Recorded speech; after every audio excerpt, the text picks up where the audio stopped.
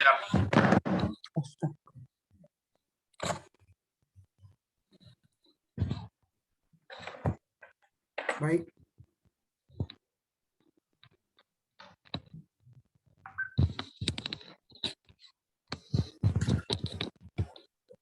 Romo, Ibu Bapak, teman-teman terkasih dalam Yesus Kristus, selamat malam semua. Selamat datang dan selamat bergabung dalam webinar berseri selama 6 bulan. Hari ini kita masuk bulan kedua dengan tema impian baru untuk gereja. Kita bersyukur kepada Tuhan dan berterima kasih kepada Romo Nano yang berkenan mendampingi kita malam hari ini untuk belajar. Terima kasih Romo Nano yang sudah berkenan untuk membimbing kita semua nih Romo. Baik, saya Joto dari SBS Angkatan 2, nanti akan ditemani oleh Kak Farah dari SBS 6.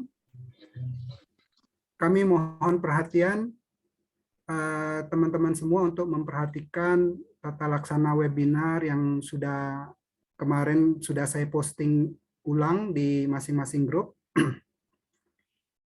Untuk saat ini, saya akan perkenalkan Romo yang akan membimbing kita pada malam hari ini. Kak Siska, terima kasih. Baik, Romo Agustinus Tio Darmono atau biasa dikenal dengan Romo Nano Serikat Yesus, lahir di Magelang, tanggal 9 Agustus 1970. Romo masuk Serikat Yesus pada tanggal 8 Juli 1990, kemudian ditabiskan sebagai imam 31 Juli 2001. Saat ini Romo Nano bertugas sebagai koordinator formasi awam Sahabat Ignatius. Demikian perkenalan singkat dengan Romo Nano. Kita akan mulai dengan doa pembukaan.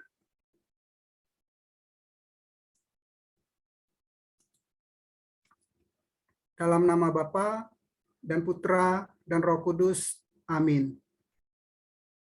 Tuhan Allahku, pandanglah kami hari ini, saat ini, tak peduli apa yang telah dan akan terjadi. Berilah kami rahmat untuk mempersembahkan seluruh waktu kepadamu, seluruh tindakan jiwa dan tubuh. Semoga segala pikiran yang datang sungguh benar. Semoga segala yang keluar dari hati kami indah, dipenuhi keindahan-Mu. Semoga semua keinginan kami menjadi baik. Berilah kami terang untuk melihat kehendak-Mu, rahmat untuk mencintainya, juga keberanian dan kekuatan untuk melaksanakannya. Kami mohon rahmat ini dengan perantaran Kristus, Tuhan kami. Amin. Dalam nama Bapa dan Putra dan Roh Kudus. Amin. Baik, kita akan buka dengan lagu pembukaan.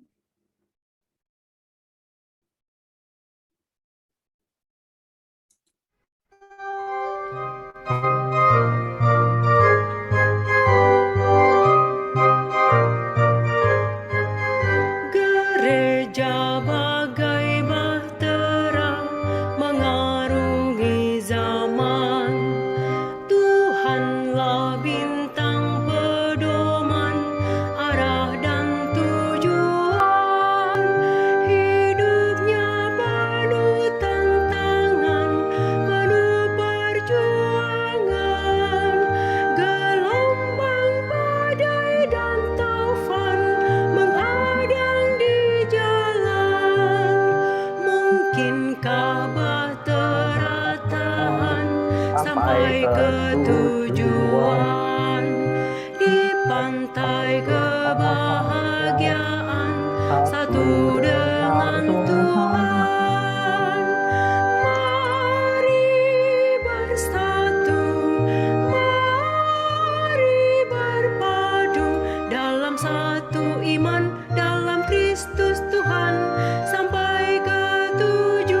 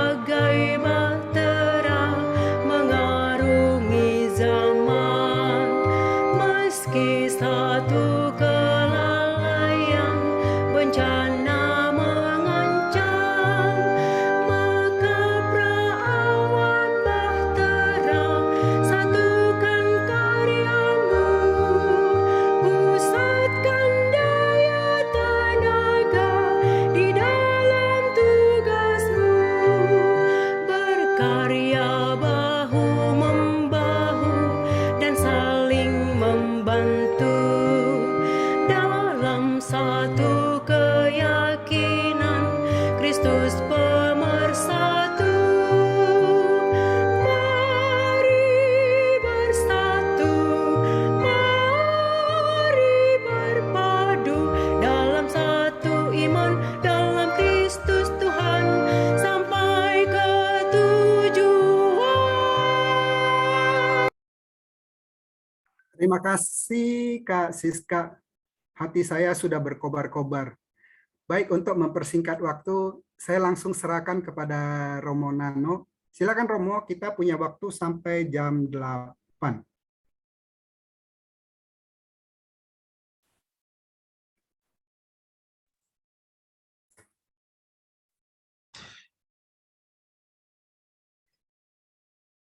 Teman-teman SBS yang saya kasihi, dan khususnya semua peserta yang ikut dalam proses belajar kita secara online pada malam hari ini. Pertama-tama saya mau mengucapkan terima kasih kepada panitia yang telah memberi kepercayaan kepada saya untuk menemani teman-teman belajar membaca buku yang menurut saya sangat inspiratif ini. Saya memberi judul buku ini sebagai buku membantu kita untuk melihat, berpikir, dan berefleksi bersama Ignatius Loyola, Paus Fransiskus yang kita banggakan, dan Romo Arturo Sosa sebagai pimpinan tertinggi Serikat Yesus. 3 kata kerja yang saya tulis dengan warna putih ini menjadi ciri khas Ignatian, melihat, berpikir, dan berefleksi.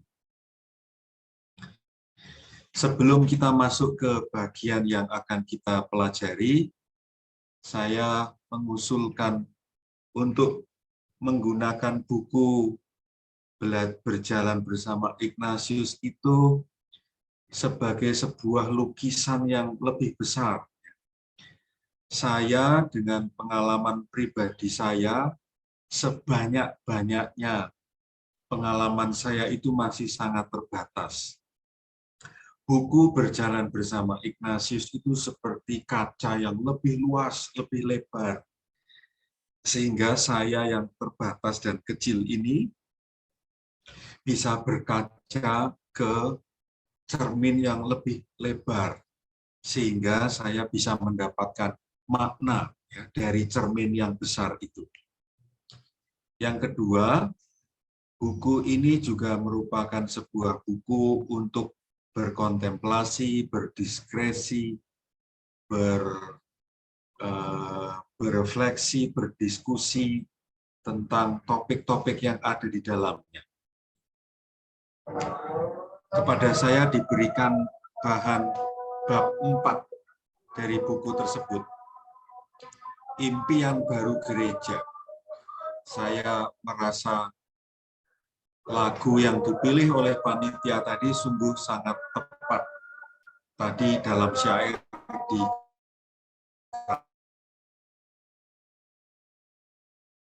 yang ada di dalam gambar ini, bahteranya sangat, kapalnya itu sangat besar, dan itu seperti gereja kita yang juga sangat besar. Nah, sebagaimana kapal besar pasti punya kapten, kapal punya arah yang mau dituju. Demikian juga dengan gereja kita. Gereja kita punya impian, gereja kita punya cita-cita, gereja kita punya arah, target yang mau dituju. Nanti dalam presentasi saya, tentu saja saya ambil dari buku Berjalan Bersama Ignatius, kita bisa melihat beberapa poin penting dari impian baru gereja. Namun sebelum masuk ke dalam bahan, saya perlu memberi catatan tambahan. Saya mau mengajak teman-teman sekalian untuk menyadari bahwa yang disebut gereja Katolik itu bukan pihak luar. Yang disebut gereja Katolik itu bukan gedung. Yang dimaksud dengan gereja Katolik itu bukan hierarki para uskup, tetapi gereja Katolik yang dimaksud di sini mencakup 4 unsur ini. Ada paus yang menjadi pemimpin kita, ada uskup dan kardinal yang menjadi pemimpin regio-regio, ada imam, bruder, suster yang membimbing kita, dan awam. Sebagian besar dari Anda adalah awam, dan warna hijau ini merupakan bagian yang sangat penting dari yang disebut dengan gereja Katolik. Karena itu, kalau nanti Anda mencoba memahami isi bab 4 ini, dan juga mencoba bertanya, silahkan menyadari bahwa gereja Katolik itu kita. Gereja Katolik itu Anda juga termasuk di dalamnya. Berikutnya, buku Berjalan Bersama Ignatius dari Situasi Internasional. Pater Arturo Sosa sebagai pemimpin Serikat Yesus mempunyai pengalaman dan wawasan internasional karena dia memimpin Serikat Internasional. Dan dia juga menyebut beberapa peristiwa yang ada di beberapa negara. Ada yang di Eropa, ada yang di Amerika, ada yang di Asia. Dan tentu saja ada gereja Katolik, fenomena orang Katolik yang lokal. Jadi kita sebagai orang-orang Katolik di gereja Indonesia ada di nasional ini. Anda, saya, termasuk bagian dari paroki tertentu,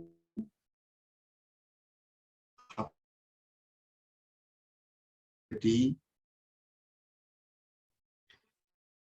seperti tadi saya katakan, gereja Katolik memang interconnected, ya, saling terkait antara lokal, nasional, dan internasional. Teman-teman yang pernah pergi ke luar negeri, entah itu ke Eropa, atau ke Amerika, atau ke Australia, atau ke Asia, negara Asia yang lain, kalau Anda pada hari Minggu mencari Ekaristi dan masuk ke gereja Katolik, maka Ekaristinya sama. Ekaristi di Melbourne sama dengan Ekaristi di Kelapa Gading. Ekaristi di Tanjung Priok sama dengan Ekaristi di New York. Inilah kekuatan kita sebagai gereja Katolik, saling terkoneksi. Yang menarik dari yang ditulis di dalam buku itu adalah setiap hari gereja kita tercinta itu menghadapi tantangan-tantangan baru yang ditanggapi dengan warna merah, warna biru, dan warna hijau ini menurut saya sangat menarik, ya, karena tantangan-tantangan baru. Beberapa dekade yang lalu, gereja melihat modernisme yang sekarang kita alami ini, ya, situasi modern pada 50-75 tahun yang lalu merupakan tantangan baru gereja pada waktu itu. Sesudah Konsili Vatikan kedua pada tahun 60-an sekian, ya, 65-66, tantangan baru gereja waktu itu adalah semula semua Ekaristi itu dikomunikasikan dengan bahasa Latin. Lalu muncul tuntutan, keinginan, usulan bahwa Ekaristi sebaiknya juga dikatakan, disampaikan, dilaksanakan dengan bahasa lokal. Karena itu, kalau teman-teman yang mungkin mengalami gereja Katolik sebelum Vatikan kedua, masih mengalami Ekaristi dengan bahasa Latin. Tetapi sebagian besar dari kita mengalami Ekaristi sudah dengan bahasa Indonesia. Bahkan di daerah-daerah Gereja Katolik itu bisa mengadakan Ekaristi dengan bahasa lokal. Entah itu Batak, entah itu Papua, entah itu Makassar, entah itu Jawa, yang sekarang ini biasa. Tetapi pada waktu itu, sebelum tahun 65, menggunakan bahasa lokal merupakan tantangan. Nah, teman-teman, warna biru dan warna hijau ini menarik. Kita diundang, ya, kita diundang untuk terus-menerus meyakini ada kerjasama antara yang ilahi dengan yang ada di bumi ini. Ini ciri khas gereja kita tercinta. Kita tidak mungkin melupakan manusia yang berbau dunia. Kita tidak boleh menghilangkan situasi dunia kita yang berdosa. Tidak bisa, karena situasi duniawi yang ada dalam hidup kita ini justru bagian penting dari kerjasama, ya, antara yang ilahi dan yang ada di dunia, yang ada di bumi. Jadi, teman-teman, ini gagasan yang sangat menarik, yang berlawanan dengan pandangan dualisme, pandangan dua cara yang seringkali membedakan, ya, pandangan hitam putih. Dunia itu jahat, surga itu suci. Saya orang dunia, saya tidak layak. Gereja mengundang kita untuk menyatukan dua hal yang saling terkait itu. Keduniawian kita itu penting untuk bertemu dengan yang ilahi. Yang berikutnya, ini yang termasuk kebaruan dari impian gereja. Siapakah gereja Katolik itu? Pertama-tama, jawaban atas pertanyaan ini, kata kuncinya adalah komunitas.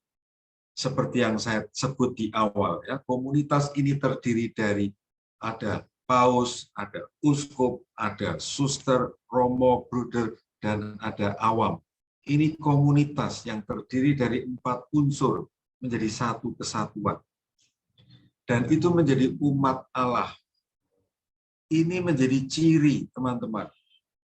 Gereja Katolik selalu ditandai dengan kata pelayanan. Dan cara melayaninya adalah menghayati dan mewartakan kabar Yesus Kristus. Mengapa saya memilih 2 gambar ini? Gambar yang pertama adalah gambar Simon Petrus. Pada waktu dia mati, dia disalib dengan cara terbalik. Mengapa sampai begitu? Karena dia menghayati dan mewartakan kabar Yesus Kristus. Dan Petrus yang menjadi rasul dan diangkat sebagai pemimpin kelompok umat Allah oleh Yesus Kristus sendiri, menjadi pemimpin gereja Katolik. Paus kita itu selalu mendapat julukan tahta Petrus. Singgasana paus itu disebut tahta Petrus, karena kita mengimani bahwa Petrus sebagai paus yang pertama. Karena itu, kalau teman-teman pergi ke Vatikan, maka akan mendapati patung Simon Petrus ini membawa kunci surga di halaman depan Vatikan. Sekali lagi, gambar tentang gereja Katolik.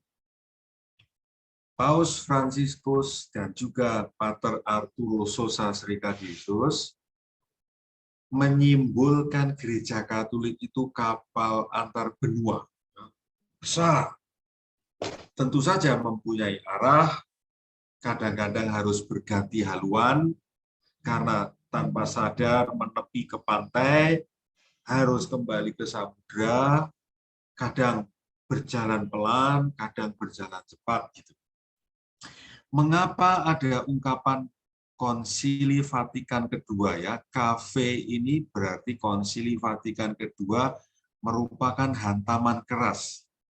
Karena teman-teman, pada waktu Konsili Vatikan kedua, semua pemimpin gereja Katolik berkumpul, ya, para uskup, para kardinal, mengadakan pertemuan yang disebut Konsili Vatikan, karena diadakan di Vatikan.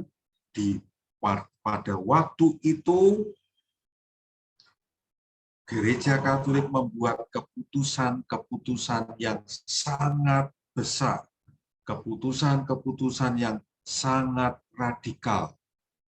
Salah satunya adalah, kemungkinan besar teman-teman sudah pernah mendengarnya, ada perubahan dari semula gereja berpikir extra ecclesia nulla salus.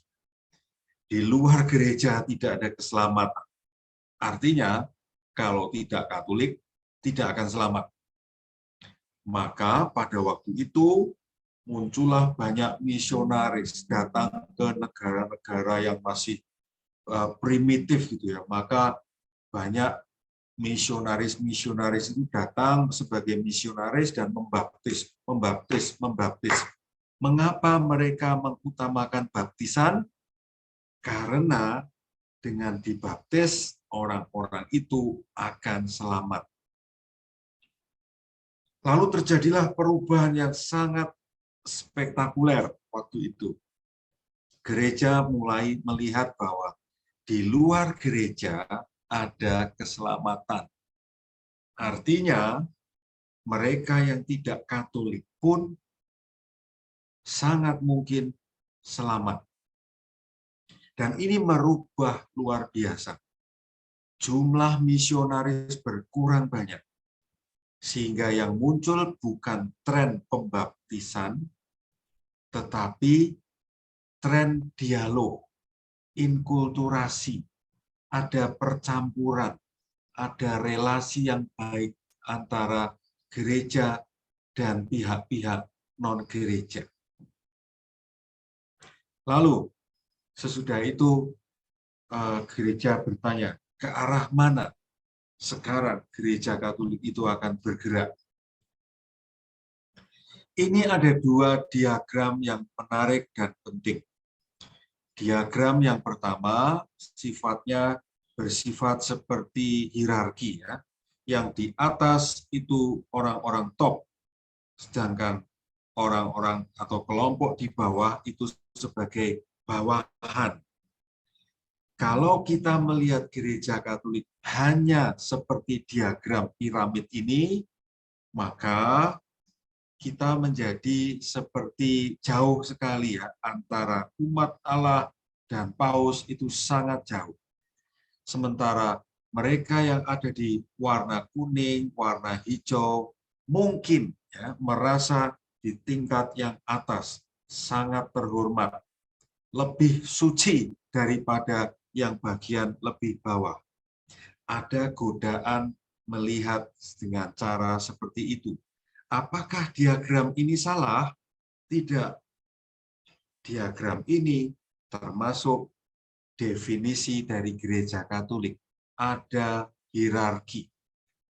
Tetapi diagram gereja Katolik tidak hanya diagram piramidal seperti ini.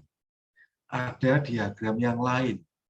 Diagram yang lebih menunjukkan kesatuan. Tidak ada yang lebih tinggi, tidak ada yang lebih rendah. Diagram ini membentuk empat unsur yang saling melengkapi. Inilah diagram model persekutuan. Sedangkan ini diagram lebih bersifat tingkatan-tingkatan. Sekali lagi teman-teman,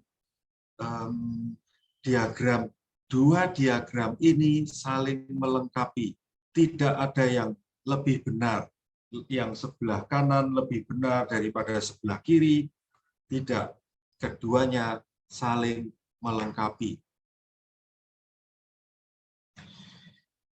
Konsili Vatikan II tadi sudah saya jelaskan, lebih bernuansa umat Allah. Ada juga gambaran versi Paulus. Versi Santo Paulus mendefinisikan gereja itu seperti tubuh kita. Ada lambung, ada jantung, ada usus, ada paru-paru, ada tiroid. Setiap dari kita, entah itu umat, entah itu imam, entah itu uskup, entah itu ketua, entah itu anggota, pada dasarnya masing-masing dari kita itu disimbolkan oleh bagian-bagian ini, bagian-bagian tubuh kita, di mana satu bagian tidak lebih penting dari yang lain. Jantung memang sangat penting, tetapi jantung bukanlah yang paling penting, karena jantung tanpa yang lain tidak bisa berfungsi dengan baik. Ini tentu saja kalau dimaknai lebih dalam sebetulnya menghantam kita, ya. Menghantam kita, karena sebagian besar dari kita seringkali berpikir bahwa Romo lebih penting daripada umat, uskup lebih hebat daripada umat. Gambaran tentang gereja Katolik sebagai tubuh menabrak pendapat itu. Umat sangat penting dan sama pentingnya dengan uskup. Ini yang perlu kita pikirkan, ini yang perlu kita terima kebenarannya, bahwa Anda sebagai umat Katolik mempunyai fungsi yang sangat penting. Seringkali kita sendiri yang menempatkan diri sebagai kurang penting dibandingkan dengan pemimpin-pemimpin gereja. Paus Fransiskus sungguh sangat menikmati dan sungguh sangat memuji gambaran tentang gereja Katolik itu selalu pusatnya adalah Yesus Kristus. Salah besar kalau kita sebagai umat menempatkan kaum religius sebagai pusat dari komunitas. Salah besar kalau kita menempatkan uskup sebagai sentral dari gereja kita. Salah besar. Bagaimanapun juga yang ditegaskan oleh Paus Fransiskus adalah haruslah Yesus, ya, Yesus yang menjadi pusat dari kita. Kita itu ada uskup, ada romo, bruder, suster, umat. Pusatnya adalah Yesus, bukan romo. Ini penting. Seringkali romonya yang mengatakan seringkali romonya yang kurang ajar karena dia menempatkan dirinya sebagai bagian paling penting dari sebuah paroki. Atau kalau sebuah komunitas di mana ada romo pembimbingnya di situ, seringkali romonya, kadang-kadang saya juga tergoda menempatkan diri sebagai pusatnya. Saya yang paling penting dalam komunitas ini. Kalau saya berpikir seperti itu, sebagai pusat yang paling penting dari kelompok, saya salah besar. Saya harus menempatkan sama dengan umat, di mana harus melihat Tuhan Yesus sebagai yang utama, sebagai sentral. Nah, ini sungguh sangat penting. Saya sangat bersyukur, saya sangat senang, saya sangat puas, karena buku Berjalan Bersama Ignatius itu mengatakan kata penyimpangan-penyimpangan. Jadi, dalam praktek gereja Katolik, entah itu dengan diagram piramidal tadi atau dengan diagram yang lebih persekutuan, ingat ya, dua diagram tadi, terjadilah penyimpangan. Dan salah satu bentuk penyimpangannya disebut klerikalisme. Apa itu klerikalisme? Klerikalisme itu berasal dari kata klerus. Klerus itu menunjuk pada orang-orang yang tertahbis. Dan orang-orang yang tertahbis itu berarti para imam. Mereka tertahbiskan. Ada kelompok kedua yang tertahbis, uskup. Uskup itu juga ditahbiskan. Nah, orang-orang yang tertahbis ini, entah uskup, entah imam, seringkali salah memahami perannya. Para imam, para uskup seringkali lebih mengejar, mengutamakan kekuasaan dan kehormatan. Kekuasaan dalam mengambil keputusan, kekuasaan dalam mengelola, kehormatan, ya, harus sebagai pimpinan.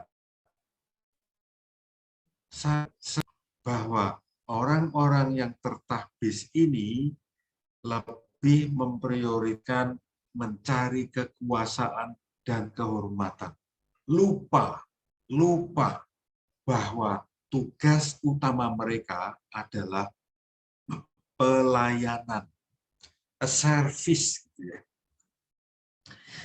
Penyimpangan yang kedua adalah hierarki.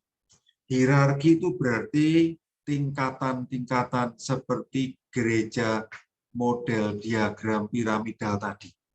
Pimpinan tertinggi membuat peraturan, dan peraturan ini adalah hukum yang harus ditepati. Tidak bisa tidak, ini harus dilakukan. Teman-teman yang terkasih, di dalam sejarah gereja Katolik, terjadilah atau ada lembar-lembar sejarah yang kelam, hitam, kedosaan, di mana justru para klerus melakukan penyimpangan-penyimpangan dengan cara memanfaatkan kekuasaan, mengejar kehormatan, melupakan pelayanan, memaksakan hukum-hukum yang harus ditepati tanpa mempertimbangkan situasi konkret umatnya.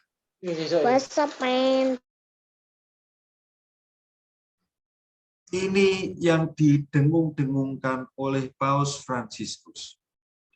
Gambaran relasi antara pimpinan dan anggota ini yang terus dipromosikan oleh Paus Fransiskus. Saya ingat suatu ketika Paus Fransiskus itu datang ke Seoul, Korea Selatan. Dan salah satu tempat yang dikunjungi oleh beliau adalah komunitas Serikat Yesus. Komunitas Serikat Yesus hanya diberitahu saja bahwa Paus akan datang. Maka seluruh anggota Serikat Yesus di Korea Selatan dikumpulkan. Mereka semua harap-harap cemas, bagaimana ya? Dan yang terjadi memang ada tindakan-tindakan protokoler. Jadi tentara datang membersihkan atau menjaga bahwa si tempat di komunitas Yesuit itu aman, keamanan datang, dipastikan tidak akan ada peristiwa yang mencelakakan Paus. Akhirnya waktunya tiba. Paus Fransiskus mendatangi komunitas Yesuit di Seoul. Salah satu speech, salah satu omongan yang terus diingat oleh para Yesuit di Korea Selatan adalah omongan Paus Fransiskus tentang gembala dan domba. Paus Fransiskus pesan kepada para Yesuit di Korea Selatan, kita sebagai Yesuit harus menjadi gembala-gembala yang berbau domba. Artinya apa? Para Yesuit harus mengenali umat umat yang dilayani. Inilah ya gambar si gembala domba ini yang berada selalu ada di dekat domba-dombanya. Ketika dombanya ada di perbukitan, dia ada di sana. Ketika nanti domba-dombanya ini berjalan menuju padang yang lebih datar, dia juga ada di sana. Ketika hari mulai gelap dan domba-domba harus digiring ke tempat yang lebih aman menuju kandangnya, gembala inilah yang harus memimpin. Inilah teman-teman gambaran tentang relasi antara pemimpin gereja dan umat. Dan itu berarti relasi antara uskup dan umatnya. Relasi antara pastor paroki dengan umatnya. Seringkali ya sekarang ini romo-romo, pastor-pastor berada di pasturan yang nyaman, banyak makanannya, banyak minuman enak, koneksi ke Netflix dengan mudah didapatkan, sehingga akhirnya banyak romo-romo yang lebih memilih tinggal di pasturan, menikmati segala fasilitasnya, sampai akhirnya perutnya menjadi buncit, gemuk-gemuk, dan tidak begitu mengenali umatnya. Ini pantas disayangkan. Gambaran antara gembala dan domba ini juga diharapkan terjadi di antara kelompok komunitas, entah itu komunitas SBS, entah itu komunitas apapun, komunitas-komunitas kita berharap semua dari kita bergerak berrelasi seperti gembala dan domba, antara ketua, pengurus, anggota, saling bekerja sama. Tidak ada yang jadi bos yang tertinggi yang tidak bisa disentuh karena sangat berkuasanya. Siapapun itu tidak akan mungkin pernah bisa. Semua harus bergerak menuju ke relasi antara gembala dan domba-dombanya itu. Gambaran lain yang menarik, teman-teman yang terkasih. Ini saya kira tulisan ini penting ya. Setiap orang Katolik itu diundang untuk menjadi imam, nabi, dan raja. Ini tantangan kita. Tantangan umat Katolik sekarang adalah kita tidak bisa menempatkan diri hanya sebagai konsumen. Lalu para klerus itu yang melayani kebutuhan-kebutuhan konsumen. Setiap umat diundang untuk menjadi imam. Imam artinya melayani, ya, melayani. Imam berarti melayani. Nabi berarti mewartakan. Raja berarti saya memilih gambar ini karena ini gambar mau mengatakan adanya katekese umat. Ada katekis yang mengajari teman-teman umat calon anggota Katolik, mereka diajari beriman. Saudara-saudariku yang terkasih, saya sangat hormat pada para katekis. Saya sangat memberi apresiasi pada sekolah-sekolah yang belajar Injil, kelompok-kelompok awam yang belajar Injil, supaya mereka bisa mewartakan kabar gembira. Saya sangat mengapresiasi dan sangat mendukung sekolah-sekolah seperti itu.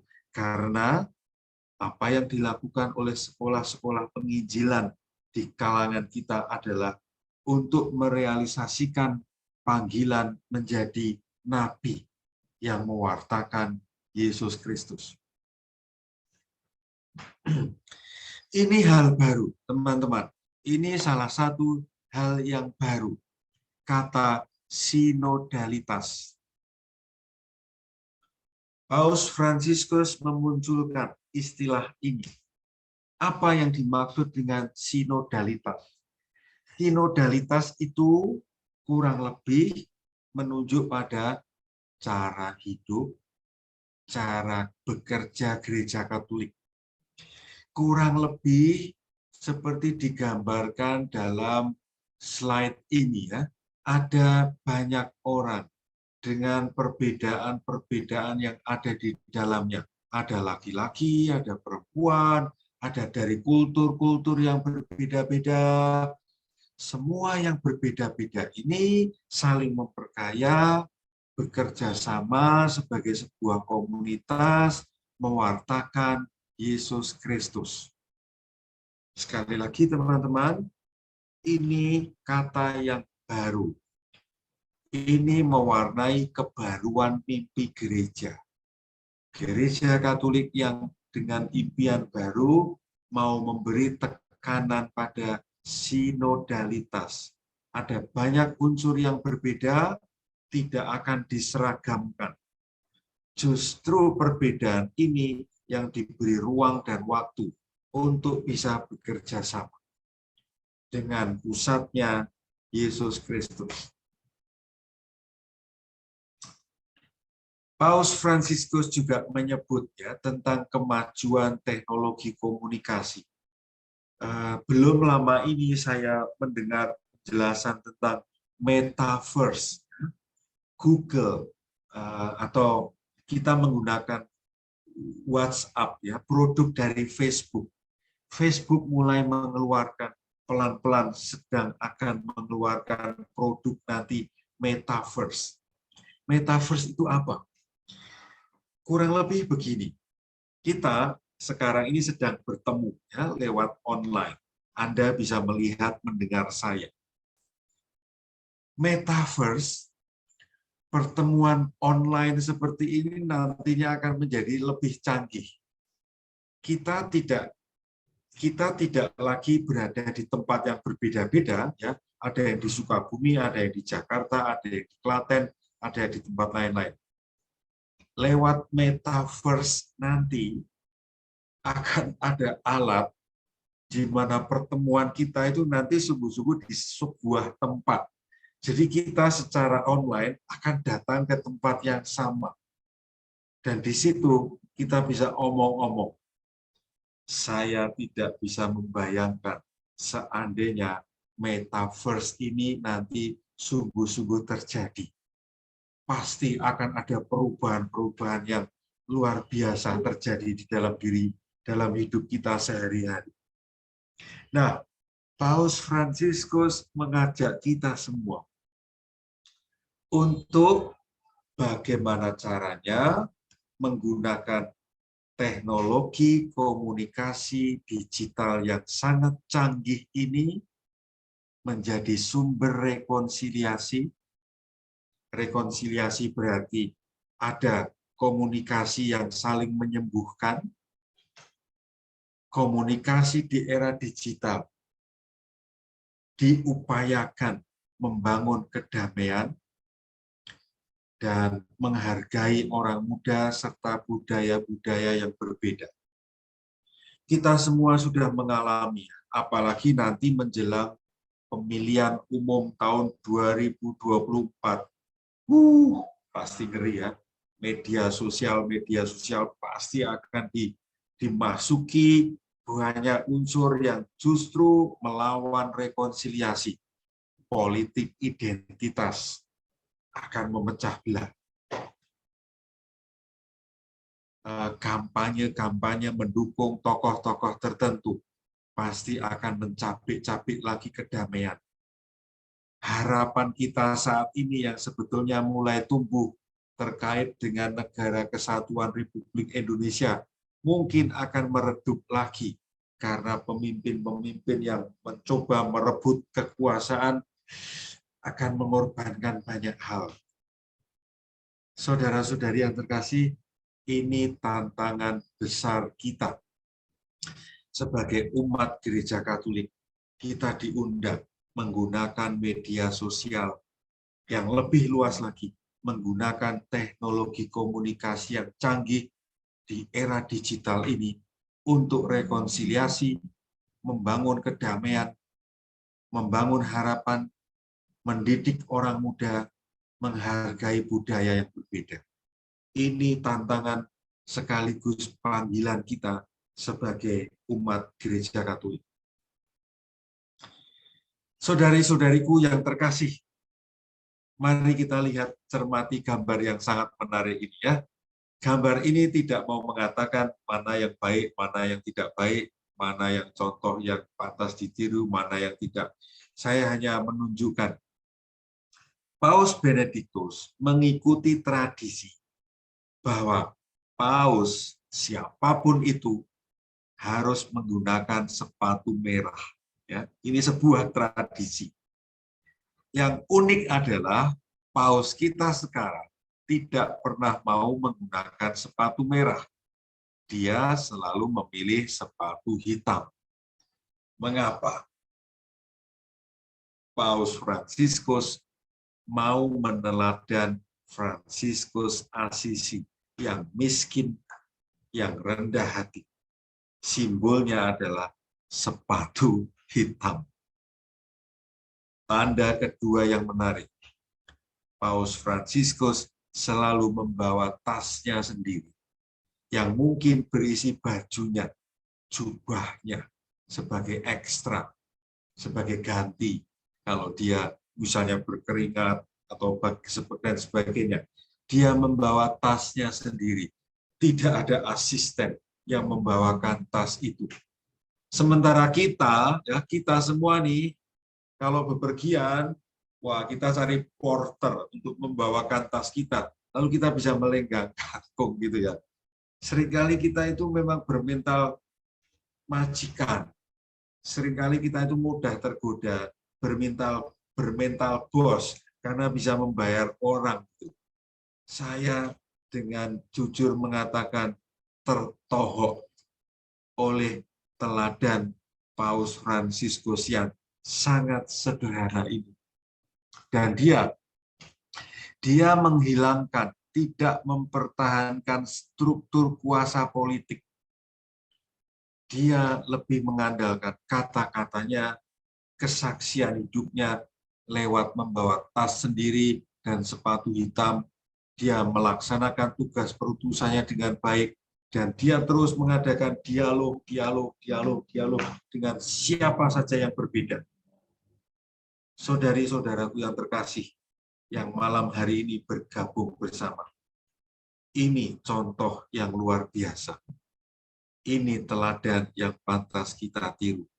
Kesederhanaan, kemampuan untuk berdialog, tidak membenci, tetapi mau berkomunikasi.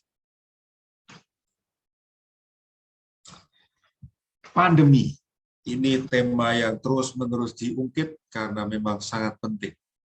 Pandemi bagi saya merupakan sebuah situasi yang berahmat. Pandemi bukan semata-mata tragedi. Pandemi bukan hanya bencana. Pandemi juga momen yang berahmat. Kenapa?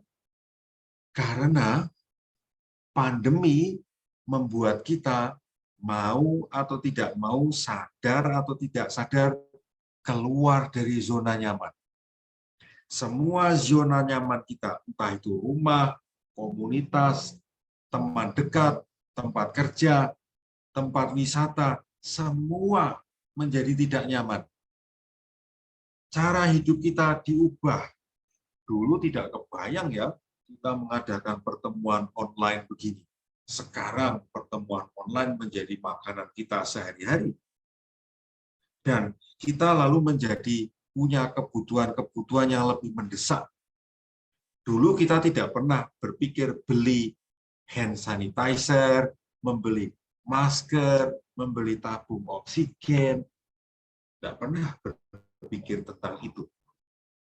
Yang menarik dari buku Berjalan Bersama Ignatius adalah ini. Kita diundang keluar dari paham-paham lama dan ungkapan-ungkapan klise dari masa sebelum pandemi. Sebetulnya ungkapan ini mau mengatakan yang sama dengan keluar dari zona nyaman. Kita dulu berpikir, contohnya, keluar dari paham-paham lama. Kita dulu mungkin berpikir ya, tidak pernah memikirkan orang lain. Kita tidak pernah berpikir tentang tetangga. Kita tidak pernah berpikir tentang perawat. Pandemi membuat kita berpikir berubah total bahwa yang namanya perawat, yang namanya pekerja kesehatan, luar biasa perannya. Saya terutama kagum pada orang-orang yang berani bertaruh nyawa untuk menguburkan jenazah-jenazah korban COVID-19. Zaman varian Delta membabi buta, membunuh banyak orang kita itu. Saya hormat setinggi-tingginya pada para perawat, sopir-sopir ambulan, penggali kubur yang berani mati menguburkan korban-korban COVID-19. Saya menjadi lebih respect pada mereka.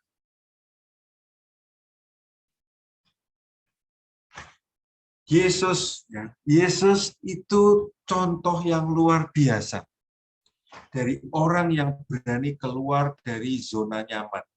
Yesus itu contoh orang yang berani keluar dari skema yang normal, cara berpikir yang ordinary, cara berpikir yang biasa-biasa saja. Contohnya apa? Contohnya ketika Yesus mengajar, ya banyak orang berkumpul, lalu ibunya datang, saudari-saudarinya juga datang. Ya, teman-teman ingat cerita itu. Lalu ada satu yang memberitahu, Tuhan, ibumu dan saudara-saudarimu datang. Teman-teman ingat kan reaksi Tuhan Yesus? Tuhan Yesus bertanya, siapa ibuku? Siapa saudara-saudara? Semua orang tentu saja kaget. Mengapa orang ini bertanya tentang ibu dan saudara-saudari? Kan sudah jelas, ibunya ya Maria. Saudara-saudarinya yaitu Maria yang itu, Maria yang itu, Maria yang itu. Tuhan Yesus sedang membuat revolusi berpikir. Tuhan Yesus mencoba mengajak kita keluar dari cara berpikir klise. Yang namanya ibu dan saudara adalah ikatan darah. Yesus keluar dari ikatan itu. Yesus menawarkan sebuah cara berpikir baru. Ibuku, saudara-saudariku adalah mereka yang melaksanakan kehendak Tuhan. Teman-teman, pada waktu itu terjadi, itu revolusioner. Itu spektakuler. Dan saya pun mengamini itu. Dalam hidup saya, akhirnya saya menemukan banyak orang yang bukan saudara kandung, yang bukan saudara sedarah, entah itu dari jalur ayah, entah itu dari jalur ibu, sama sekali orang lain yang tidak ada kaitan saudara darah, justru mereka saya alami berelasi seperti saudara-saudari yang punya ikatan yang sangat kuat, sangat dalam, bisa saling memberi, bisa saling menerima. Poin penting dari yang dikatakan Tuhan Yesus adalah keluar dari skema normal yang tidak bisa menjawab situasi tantangan baru. Kita sebagai gereja harus meneladani Tuhan Yesus. Ini juga kata yang baru, yang mulai dipopulerkan. Ya. Diskresi, pengalaman akan Allah, doa. Diskresi pada dasarnya kurang lebih secara sederhana saya jelaskan, diskresi itu adalah kemampuan menimbang-nimbang. Saya berada dalam situasi tertentu. Lalu saya harus memilih ini atau itu. Berdiskresi berarti saya menimbang-nimbang. Saya mencoba mendengarkan Tuhan berbicara apa. Teman-temanku menginginkan apa. Saya sendiri diundang untuk memilih yang mana.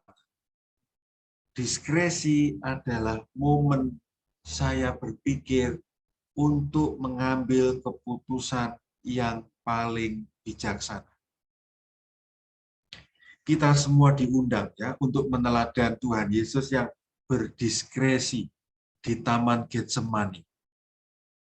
Tuhan Yesus sebetulnya masih ingin hidup, tetapi dia merasakan dan akhirnya meyakini Allah Bapa ingin Tuhan Yesus akhirnya menyerahkan hidupnya sebagai tindakan penebusan.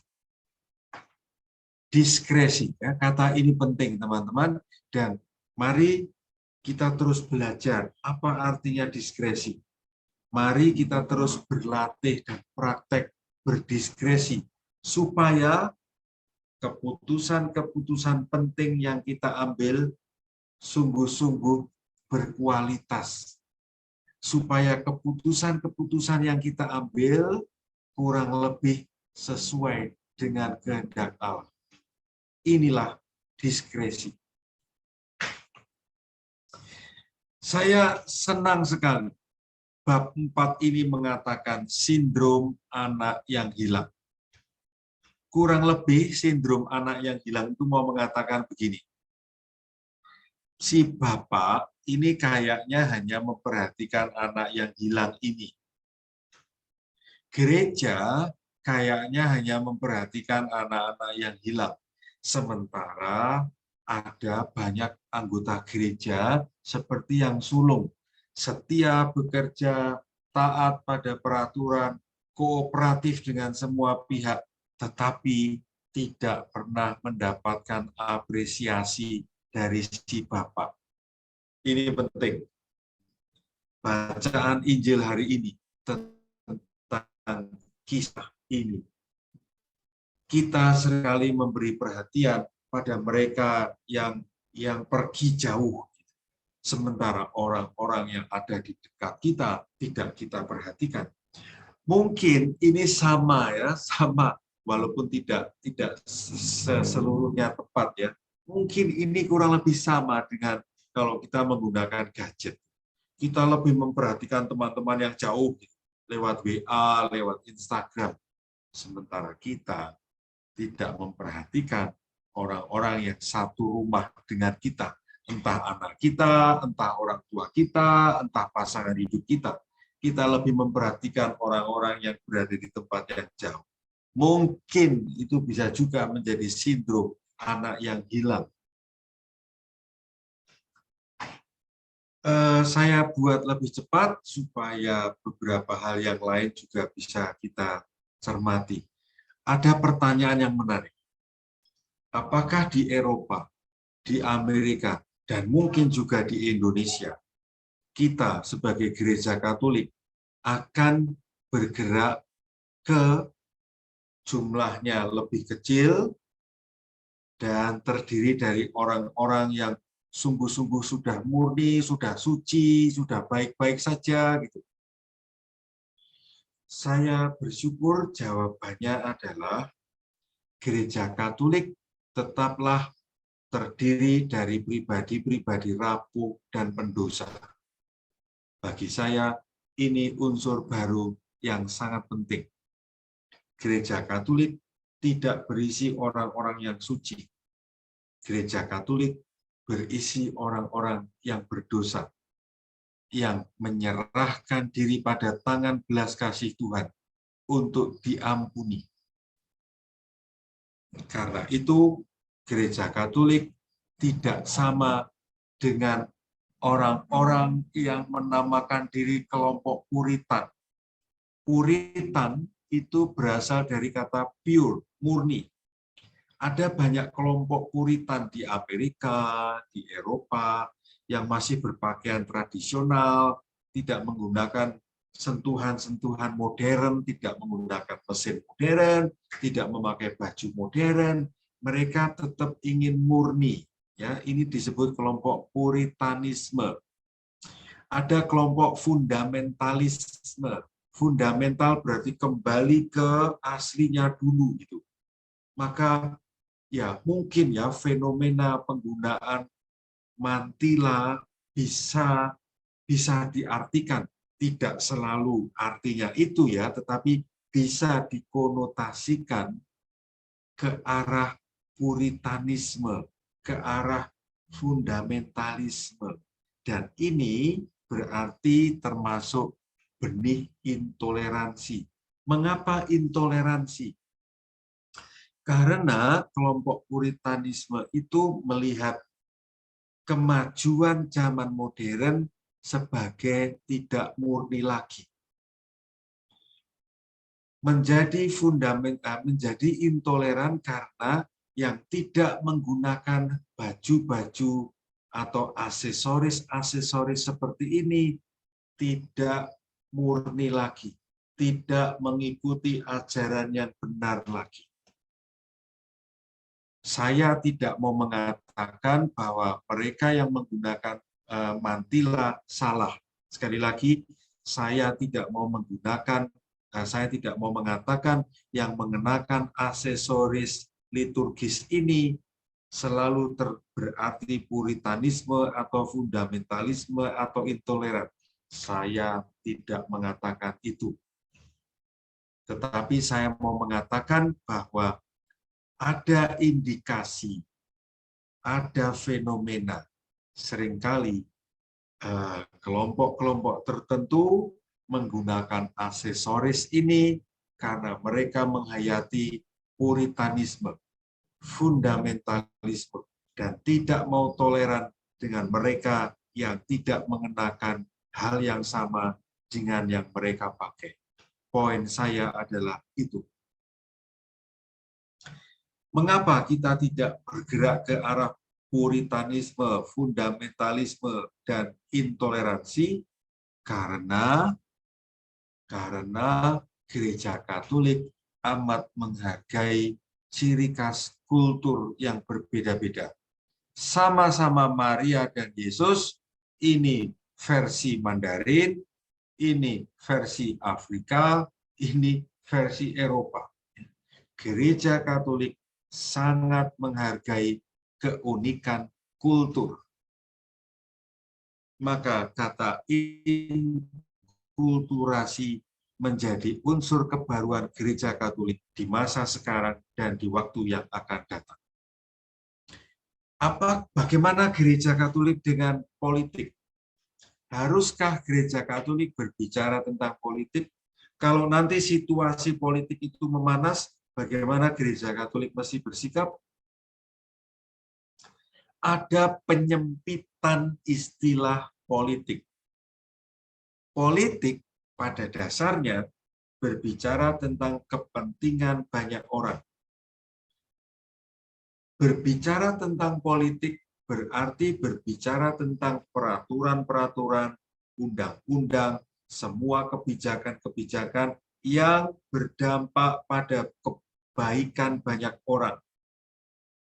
Politik harus diperjuangkan supaya peraturan yang berdampak untuk banyak orang sungguh-sungguh demi kebaikan banyak orang. Inilah politik. Politik bisa disempitkan menjadi partai politik tertentu. Inilah kekeliruannya. Paus Fransiskus mengeluarkan sebuah tulisan bernama Fratelli Tutti. Ini berisi tentang Paus Fransiskus mengatakan betapa pentingnya persaudaraan. Paus Fransiskus berbicara tentang kebersamaan, persaudaraan, kerjasama. Yang pada dasarnya buku ini mau mengatakan betapa pentingnya memperjuangkan persaudaraan, kerjasama macam-macam pihak untuk kebaikan banyak orang. Misalnya, beberapa waktu yang lalu terjadilah migrasi yang luar biasa besarnya karena di beberapa negara terjadi perang yang mengerikan. Terjadilah banyak pengungsi. Paus Fransiskus berteriak kepada banyak negara yang kaya. Hai negara kaya, bukalah perbatasanmu untuk menerima banyak pengungsi yang membutuhkan tempat-tempat untuk berlindung. Inilah politik. Politik berarti kesejahteraan banyak orang. Haruskah gereja Katolik berbicara tentang politik? Ya. Gereja Katolik, kita semua harus berbicara tentang kesejahteraan banyak orang. Gereja Katolik memang tidak boleh mendukung satu partai politik saja. Ini yang tidak diperbolehkan. Teman-teman, ini saya sampai pada bagian terakhir dari presentasi saya. Tuntunan refleksi dari banyaknya kemungkinan refleksi, saya menawarkan satu hal ini. Berdasarkan bacaan Injil hari ini dan juga berdasarkan apa yang dikatakan di dalam buku Berjalan Bersama Ignatius, berbicara tentang sindrom anak hilang. Ada 3 pertanyaan. Pertanyaan pertama, siapakah anak hilang di komunitasmu? Komunitas bisa berarti lingkungan, kelompok di mana Anda aktif, keluarga, atau gereja paroki Anda. Siapakah anak hilang yang pantas kita sambut? Siapa yang perlu menyambut? Pertanyaan kedua, siapakah anak sulung di komunitasmu? Dan siapakah yang harus menenangkan kemarahan dan iri hati si anak sulung? Pertanyaan ketiga, apakah kamu melihat gejala sindrom anak hilang terjadi di komunitasmu? Sekali lagi saya menjelaskan, yang dimaksud dengan sindrom anak hilang adalah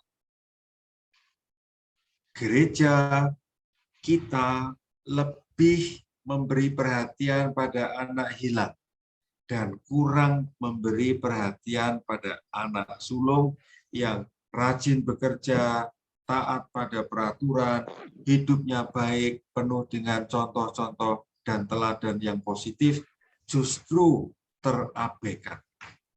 Ini yang dimaksud dengan sindrom anak yang hilang.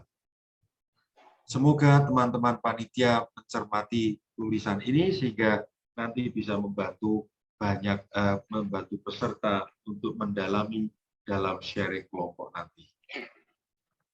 Demikian teman-teman terkasih, presentasi saya, semoga bisa membantu Anda untuk berefleksi lebih lanjut. Waktu saya kembalikan kepada Joto. Terima kasih, Joto. Baik, terima kasih banyak Romo Nano. Bagian ini saya menggantikan Kak Joto. Iya, terima kasih. Jadi ada 3 pertanyaan yang akan dibawa menjadi bahan renungan untuk nanti kita sharingkan dalam breakout room. 3 pertanyaan itu kita berikan waktu 5 menit untuk masing-masing peserta menuliskan renungannya. Nah, nanti pukul 20.15 kami akan mulai membagikan para peserta ke dalam breakout room. Nah, setiap kelompok nanti akan dipimpin oleh seorang pendamping, dan kemudian nanti setelah sharing dari masing-masing anggota, bisa dibuat satu pertanyaan yang akan juga diajukan kepada Romo setelah sesi sharing berakhir. Nanti yang akan menuliskan adalah pendamping. Demikian pula nanti mungkin kalau ada pertanyaan, nanti pendamping yang akan mewakili setiap kelompok. Baik, silahkan para peserta untuk mulai merenungkan pertanyaan dari Romo Nano.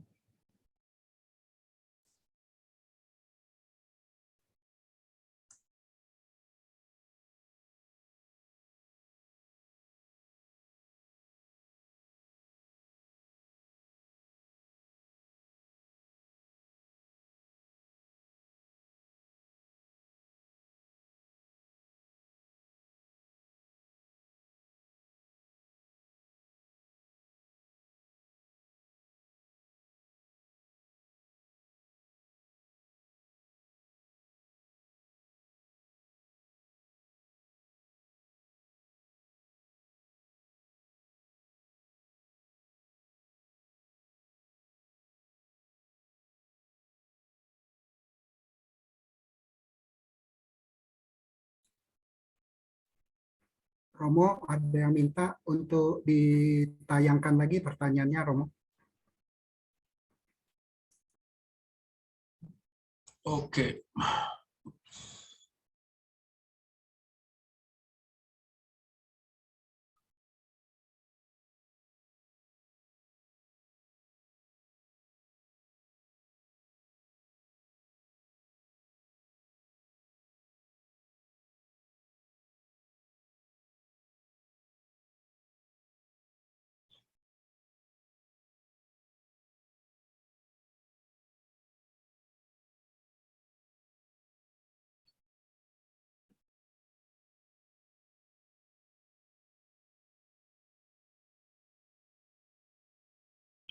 Semoga pertanyaannya nggak susah ya, sehingga nanti tidak perlu ada yang remedi.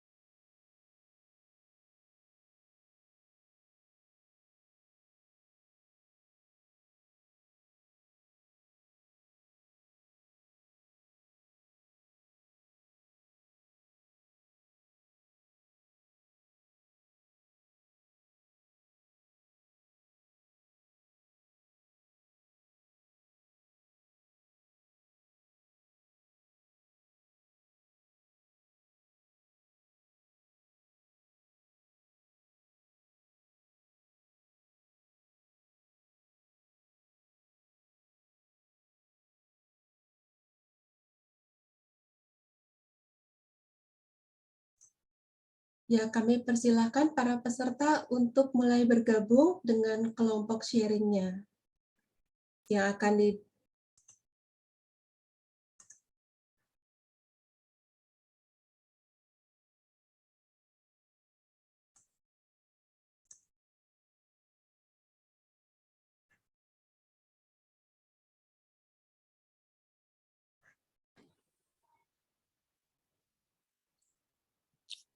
Selamat malam.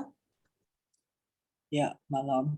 Baik, Bapak Ibu, Malam Kak Farah. teman-teman sekalian, silakan kita mulai saja ya dari kelompok kita, kelompok 6 ini. Apakah Bapak Ibu, teman-teman ada yang mau mulai men-sharingkan apa yang sudah ditanyakan oleh Romo tadi? Mungkin kalau tiga-tiganya mungkin waktunya kurang cukup ya, tidak cukup karena kita hanya punya waktu 20 menit. Jadi mungkin salah satu dari tiga tadi yang paling berkesan dan bisa di-sharingkan. Mungkin. Silakan.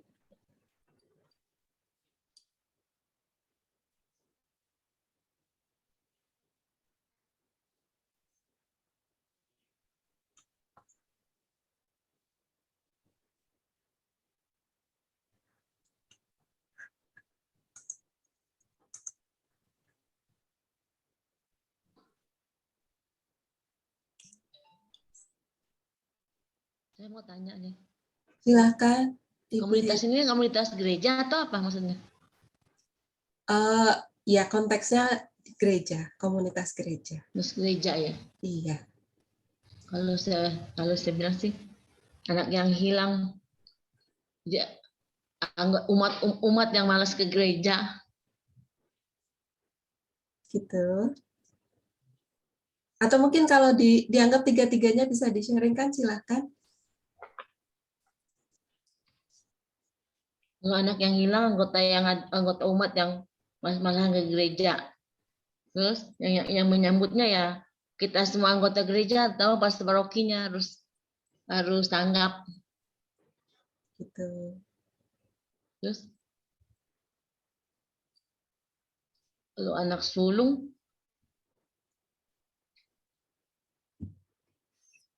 kalau saya bilang sih anak sulung itu seperti ini kali ya, dewan paroki.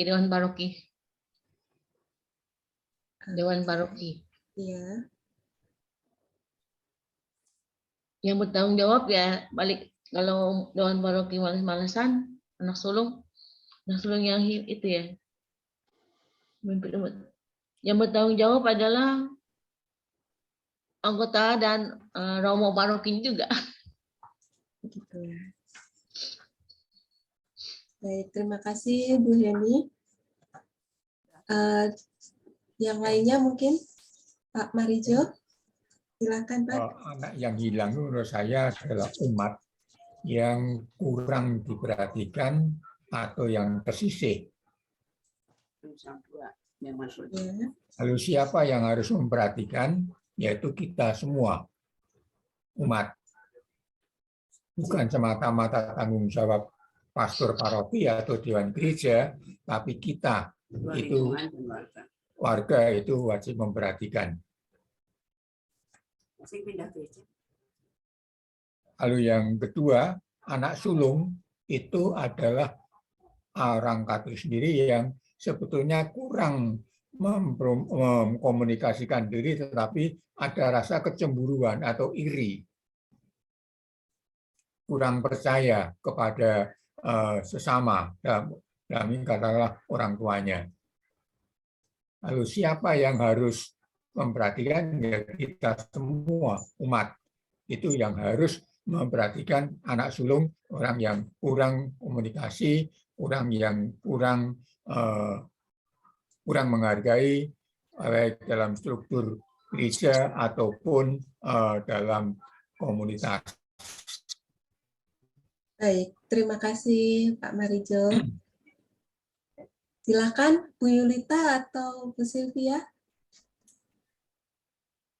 Kalau Ya, saya, Bu anak Yulita yang dulu hilang ya. itu misalnya, anak yang hilang itu misalnya terjadi di paroki saya.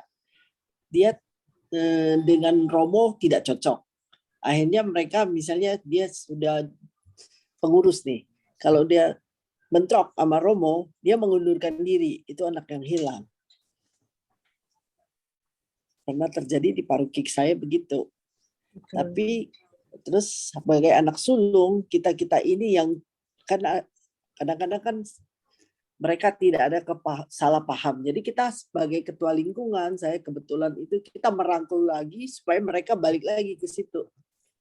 Yang tadinya tersinggung, akhirnya menjadi lagi gitu, mau aktif kembali gitu loh. Ajakan Power Syndrome itu ya kita berusaha saling komunikasi kan, ya namanya kita komunitas itu nggak semua harus, memang kita harus mempersatukan, tapi kan kadang-kadang sifat masing-masing itu ada kan. Jadi intinya kita harus saling mengalah dan saling gimana ya, yang kita lihat tuh Tuhan ya, bukannya manusia-manusianya gitu loh kalau kita bekerja buat Tuhan gitu. Begitu aja kalau pemikiran saya. Makasih Bu. Terima kasih Bu Yulita. Baik, silakan Bu Sylvia. Ya, saya coba jawab Kak Farah. Silakan. Kalau menurut saya anak hilang kalau di dalam paroki ini karena pandemi, jadi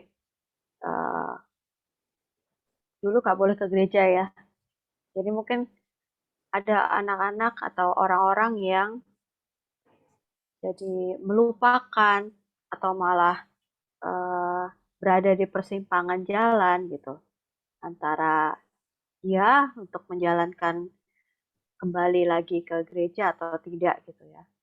Lalu siapa yang harus menyambutnya? Yang menyambutnya itu adalah ya mungkin pengurus gereja atau romo parokinya yang terus mengajak, ayo kita kembali lagi ke gereja, ayo kita beribadat lagi. Jadi untuk menimbulkan semangat gitu ya, untuk menimbulkan keinginan untuk kembali lagi mau beribadat di gereja. Lalu kalau anak sulung ya mungkin yang sudah sebetulnya mau ke gereja gitu, ikut terus misa online, ikut beribadah di misalnya dari YouTube gitu, tapi mungkin kurang mendapatkan perhatian dari gereja. Yang saya lihat anak-anak muda ya, memang sekarang udah mulai diperhatikan, tapi sebelum-sebelumnya sepertinya masih kurang gitu, kurang dirangkul untuk kegiatan-kegiatan mereka di gereja. Jadi ada yang semakin menjauh. Yang menenangkannya ya, ya mungkin orang tua bisa membantu, atau guru, atau juga ya dari pihak gereja. Jadi lebih memberikan perhatian kepada anak-anak muda. Apakah melihat gejala sindrom anak hilang terjadi di komunitasmu? Iya, ada seperti itu. Begitu Kak Farah. Baik, terima kasih banyak Kak Sylvia. Sama-sama.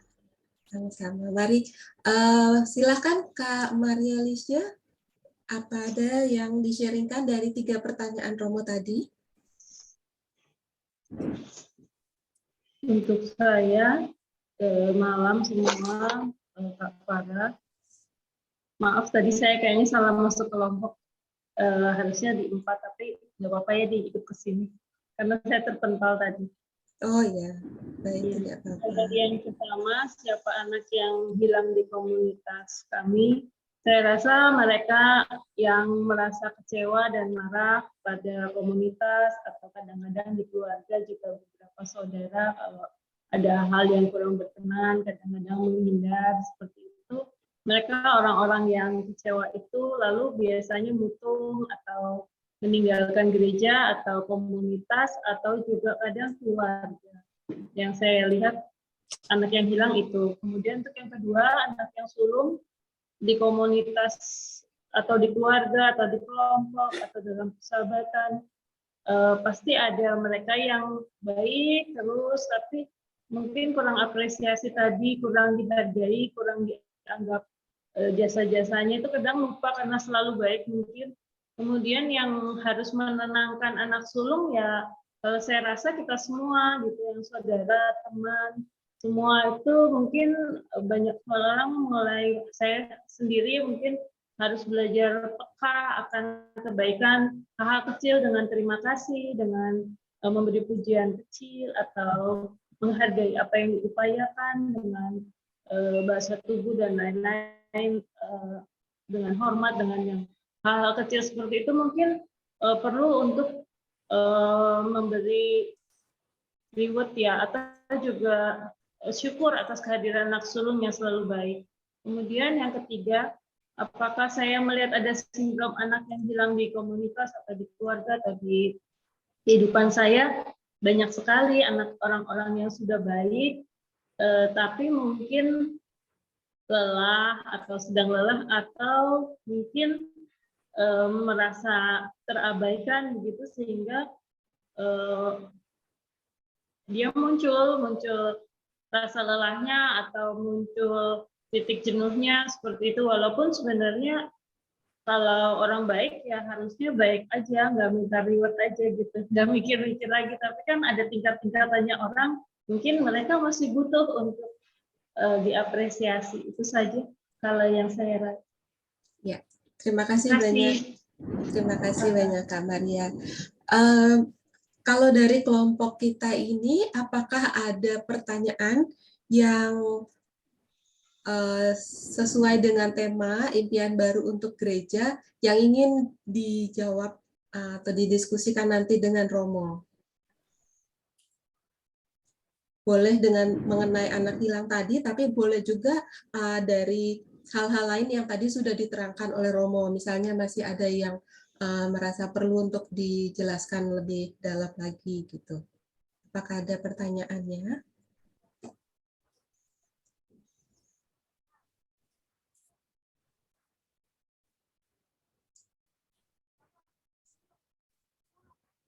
Mungkin ada Kak Farah kalau Iya, silakan. ini. Jadi bagaimana caranya kita mengajak atau merangkul lagi gitu caranya orang-orang, terutama orang-orang muda gitu ya, yang mungkin ya sebetulnya udah taat gitu ya, taat beribadat, terus mengikuti apa ya berdoa segala itu rajin gitu, tapi kurang dirangkul gitu. Nah itu caranya gimana gitu supaya lebih semangat lagi dan lebih apa ya merasa dihargai mungkin ya. Kadang-kadang kan kalau orang tua sama anak muda kita punya gap ya. Ada hal-hal yang kata kita baik gitu. Tapi menurut dia ya baik juga tapi caranya bukan gitu menurut anak muda. Nah itu agak sulit kalau saya pikir gimana mungkin Romo bisa ada ide-ide atau gimana. Terima kasih Kak Farah. Terima kasih. Mungkin ada lagi yang bisa kita satukan dengan pertanyaan ini untuk Romo nanti? Kalau boleh saya, Kak Farah. Iya. Bagaimana supaya keseimbangan antara apresiasi kepada anak sulung dan yang bungsu itu bisa dijaga? Apakah perlu pembekalan atau refresh dalam rekoleksi sehingga selalu diingatkan bahwa anak sulung yang supaya sindrom anak sulung tidak terjadi atau juga anak yang hilang tidak terjadi karena kecewa dan mobbing dan lain-lain. Terima kasih. Baik, terima kasih banyak. Jadi saya coba rangkum dalam satu pertanyaan ya, kedua pertanyaan tadi. Jadi sebenarnya mungkin terutama dalam masa pandemi ini, di mana kita kurang bisa mengaktifkan orang muda untuk kegiatan-kegiatan yang berkumpul ya. Kalau zaman dulu mungkin kita bisa menganjurkan ada kegiatan berkumpul bersama gitu, kegiatan itu ya. Nah, jadi bagaimana kita merangkul lagi orang-orang muda yang bergejala anak sulung, jadi sebenarnya sudah taat, tapi kurang merasa dihargai, dan menjaga keseimbangan apresiasi antara gejala anak sulung dan gejala anak hilang. Mungkin seperti itu kali ya, Kak ya? Ya, baik. Kalau gitu terima kasih banyak, karena sebentar lagi kita akan berpisah lagi, masuk ke main room. Jadi silakan kalau dianggap kita sudah cukup di ruangan ini, kalau mau leave room, kemudian masuk ke main room lebih dulu silakan, tapi dalam waktu 2-3 menit nanti kita akan juga dikembalikan ke main room. Atau mungkin ada yang ingin di-sharing atau ditanyakan?